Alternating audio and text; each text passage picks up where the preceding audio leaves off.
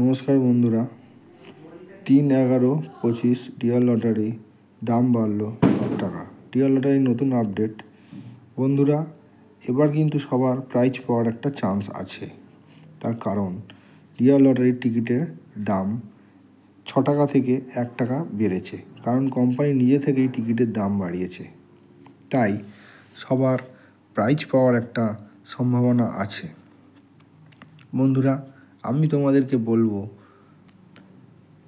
Prize কিন্তু সম্পূর্ণ ভাগ্যের উপর নির্ভর করে।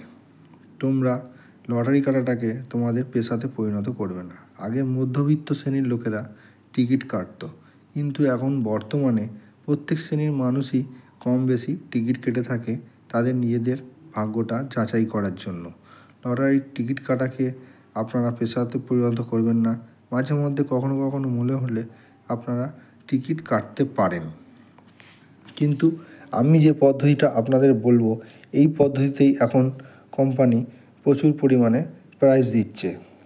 তো আমি তোমাদের সাথে কিছু লটারির টিকিট কাটার নিয়ম বা পদ্ধতি আজকে শেয়ার করব।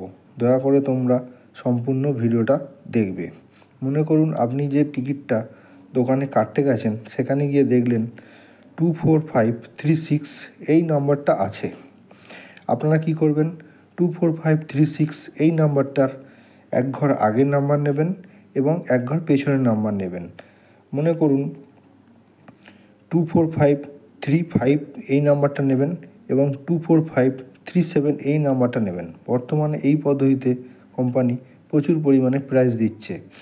এরপর হলো আপনার ভাগ্য। আপনার ভাগ্যে থাকলে নিশ্চয়ই প্রাইজ হবে, কিন্তু লটারি কাটার নিয়ম বা পদ্ধতি এইভাবেই হয়। আমি আপনাদেরকে সবসময়